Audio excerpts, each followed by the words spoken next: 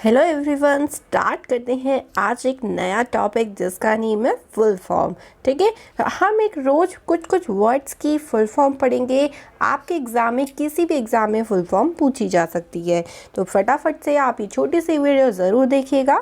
तो आज हमारी जो फुल फॉर्म है वो है भीम, BHIM। भीम सभी ने नाम सुना होगा, लेकिन फुल फॉर्म क्या सभी को पता है? नहीं पता तो कोई बात नहीं, जानिए भीम की फुल फॉर्म क्या होती है। तो देखते हैं भाई, भीम की फुल फॉर्म होती है भारत इंटरफेस फॉर मनी। तो अब से आपको ध्यान रखना होगा ना, बी से भारत हो गया,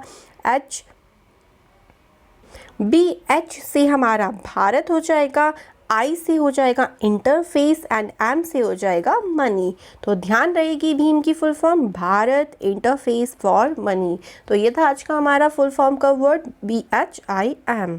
थैंक यू।